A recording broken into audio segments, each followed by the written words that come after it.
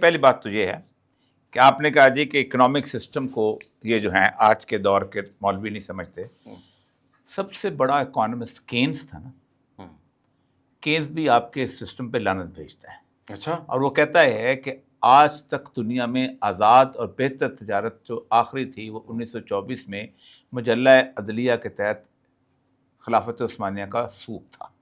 اس کے بعد اس نے کہا ہے کہ باقی جو ہے انٹرسٹ سسٹم، اور انٹرسٹ سسٹم جو ہے یہ بنیادی طور پر اکنامک سسٹم نہیں، یہ ایک لوگوں کو جسے کہتے ہیں ایکسپلائٹیشن کا ایک ذریعہ ہے. میں کینز پہ بعد میں آتا ہوں کہ کون کون سے اکانومسٹ کہتے ہیں کہ اس دنیا کا نظام چل ہی نہیں سکتا اگر سود کا نظام ساتھ ساتھ چلتا رہے، اور یہ سود کی ایک خالص قسم ہے. یہ جو ہے سب سے پہلی بات تو یہ ہے، کیونکہ میں تقریباً 12-13 سال سے اس موضوع کے اوپر کام کر رہا ہوں، اور میں اس دوران میں باقاعدہ سپریم کورٹ کے کیس کے دوران بھی اور شریعت کورٹ کے کیس کے دوران بھی سود.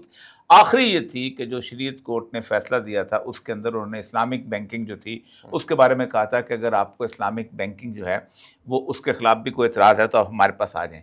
تو میں اور 2 اور اصحاب تھے، ہم لوگوں نے 600 صفحے کی کریٹ پٹیشن لے کے گئے تھے. تو جس کو انہوں نے پڑھنا گوارا نہیں کیا، انہوں نے کہا جی ہم نے 5 سال کی مہلت دی ہوئی ہے بینکوں کو کہ اس وقت تک اپنے بینکوں کو اسلامائز کر لیں. تو میں نے صرف یہ کہا تھا کہ ہم 5 سال سے پہلے اس کو موصول نہیں کرتے. میں نے کہا اس کا مطلب ہے کہ 5 سال تک جو ہے یہ سود حلال ہے، آپ نے مور لگا دیا. تو انہوں نے کہا نہیں آپ کیا کہنا چاہتے ہیں کہ ہم ابھی، میں نے کہا مطلب یہ ہے کہ کوئی ایک بھی سٹیپ اگر کوئی لیتا ہے بینک جو کہ اسلام کے مطابق نہیں تو اس کو آپ ریکٹیفائی کر سکتے ہیں کہ نہیں ادھر نہ جاؤ ادھر نہ جاؤ. اس نے وہ ایک اسٹیٹ بینک نے ایک بہت بڑا قانون پاس کیا تھا، وہ ٹیکنیکل ہو جائے گا میں اس میں نہیں جاتا، جو کہ پیورلی اسلامک بینکنگ کو اور اس کے ذریعے سود کو حلال کر رہا تھا. ٹھیک. پہلی بات تو یہ ہے کہ رسول اکرم صلی اللہ علیہ وآلہ وسلم جب مدینہ پہنچے ہیں تو آپ نے پہلا کام یہ کیا تھا کہ آپ نے کچھ زمین خرید کے تو مسجد نبوی بنائی تھی. اچھا. مسجد نبوی کے بعد دوسرا بڑا کام جو نبی صلی اللہ علیہ وسلم نے فوراً کیا، اور اتنی جلدی تھی ان کو اس کام کو کرنے کی، اور وہ یہ تھا کہ آپ نے مدینہ کی ایک مارکیٹ بنائی. اس وقت 4 مارکیٹیں یہودیوں کی تھیں، اور ان کا تھا نہیں مسلمانوں کی اپنی مارکیٹ ہونی چاہیے. اچھا. بینکاک میں جا کے اور ڈونلڈ ٹرمپ کی کرپٹو کرنسی کے اندر جا کے نہیں، اپنی مارکیٹ ہونی چاہیے. اور اس میں رسول اللہ صلی اللہ علیہ وسلم نے کچھ اصول دیے جو آج اس وقت یونیورسل اصول سمجھے جاتے ہیں. سب سے پہلی بات چیز انہوں نے کہا کہ، اور یہ جو اتنی آپ کو جلدی تھی کہ وہ آپ نے ٹینٹ میں سب سے پہلا اصول آپ نے دیا کہ اس مارکیٹ کے اندر کسی قسم کا کوئی ٹیکس نہیں ہوگا. ٹھیک. یعنی تجارت کے اوپر کوئی ٹیکس نہیں ہوگا. آپ نے فرمایا کہ صاحب مکس وہ ہوتا ہے کہ جو بندہ یہ وہاں سے لا کے مال جو ہے وہ یہاں لا کے تو اس کو بیچتا ہے، ٹھیک ہے، اور وہ اس کے اوپر ٹیکس لیتا ہے. فرمایا وہ جنت کی ہوا بھی نہیں حاصل کرے گا. ٹھیک. اس وقت دنیا کے اندر بہترین کاروباری ٹھکانے وہ ہیں جو ٹیکس فری ہیں. دبئی گزشتہ 30 سال سے ٹیکس فری ملک چلا آ رہا ہے. اب بھی انہوں نے صرف اس لیے ٹیکس نافذ کیا ہے کہ وہ کہتے تھے کہ اس کے ذریعے مال جو ہے یا منی جو ہے یہ ٹیررسٹوں کے حق میں چلے جائے گا، اس لیے آپ 5% لگا لو، ورنہ وہ لگانے کو تیار نہیں تھے. ٹھیک. ایک دوسرے نمبر پہ آپ نے فرمایا تھا کہ کوئی شخص جو ہے ڈائریکٹ مارکیٹ سے چیز لے کے آئیں گے، آپ وہاں پر لے کے آئیں گے، راستے میں اگر کوئی شخص ایک گندم خریدتا ہے، ایک آدمی آ رہا ہے گاؤں سے، اس کو مارکیٹ کا نہیں پتا کہ آج صبح گندم کا کیا ریٹ ہے، اور آپ رستے میں کھڑے ہو کے 300 روپیہ ریٹ ہے مارکیٹ کا، آپ اسے 250 روپیہ خرید کے آپ اس کو 300 روپے میں مارکیٹ میں آ کے بیچتے ہیں، تو رسول اکرم نے فرمایا کہ اگر آپ ایسا کرتے ہیں تو آپ نے 50 روپے سود کمایا. اچھا. ٹھیک. دوسری پابندی یہ لگائی. تیسری آپ صلی اللہ علیہ وآلہ وسلم نے اس پر یہ پابندی لگائی کہ کسی بھی قسم کی جو تجارت ہوگی وہ 6 چیزوں کے اندر ہوگی. اچھا. یا سونے میں ہوگی، یا چاندی میں ہوگی، یا کھجور میں ہوگی، یا گندم میں ہوگی، یا جو میں ہوگی، اور یا نمک میں ہوگی. میرا خیال اس میں گندم کی جگہ چاول ہے، یا جو، مجھے جو ہے میرا بارلے تو ہے. ٹھیک. تو آپ صلی اللہ علیہ وسلم یہاں تک فرمایا کہ دیکھو ان چیزوں کی ملاوٹ نہ کرنا. مثلا ایک دفعہ حضرت بلال بیٹھے ہوئے تھے تو کچھ کھجوریں اچھی سی لے کے آئے، تو رسول اکرم صلی اللہ علیہ وسلم فرمایا کہ دیکھو یہ تم نے کیا کیا. فرمایا میرے پاس کچھ 2 سائے جو تھیں وہ ہلکی کھجوریں تھیں، وہ میں نے دے کے اس کے بدلے میں 1 کلو اچھی والی لی. فرمایا بلال ھذا ربا، آپ صلی اللہ علیہ وسلم کی میں حدیث آپ کے سامنے رکھتا ہوں. آپ صلی اللہ علیہ وسلم فرمایا کہ یہاں تک یہ آپ کے میرے سامنے وہ حدیث ہے ابن ماجہ کی بڑی مشہور حدیث ہے کہ حضرت عمر خطاب سے سونے کو سونے سے بیچنا سود ہے مگر نقدن نقدن, اور گیہوں کو گیہوں سے اور جو کو جو سے بیچنا سود ہے مگر نقدن نقدن, اور کھجور کا کھجور سے بیچنا سود ہے مگر نقدن.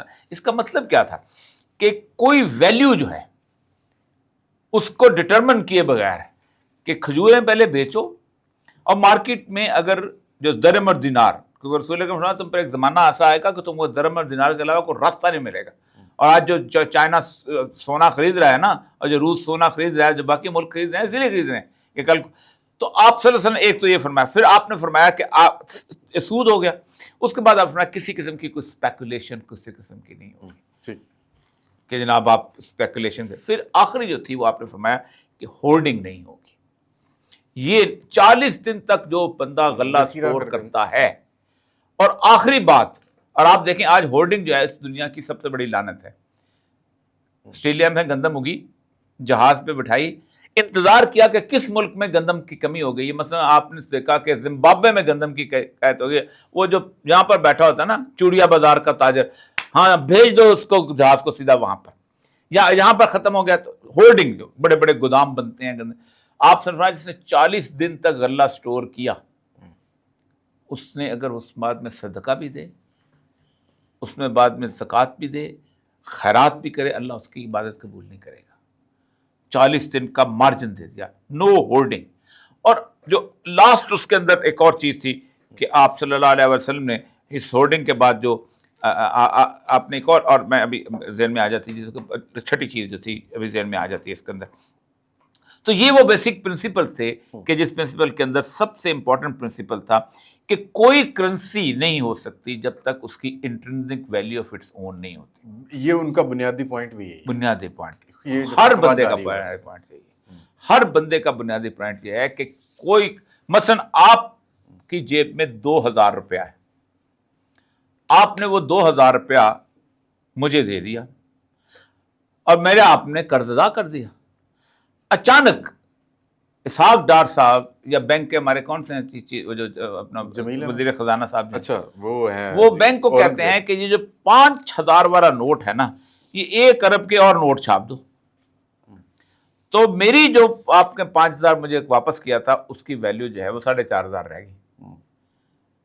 یعنی کیونکہ وہ کاغذ کے اوپر لکھا ہوتا ہے یہ اندت طلب کو مطالبے پر ادا کرے گا, حامل حاضہ کو مطالبہ, یعنی مطالبے پر کیا ادا کرے گا, وہ جو سونا رکھا ہوا ہے, جو بھی رکھا ہوا ہے. میں گندم مانگتا ہوں, مجھے گندم لے کے دے گا مجھے. اسی لیے پہلے کہا گیا تھا کہ سونے کے بدلے میں کرو. 1973 میں جب کرائسس بنا تو انہوں نے کہا کہ نہیں, اب اس کو good will of the country, ایک ملک کتنی گندم پیدا کرتا ہے, ایک ملک کتنے شرٹیں بناتا ہے, ایک سارا جو جی ڈی پی کے مطابق اس کو اسیس کیا جائے گا. یہ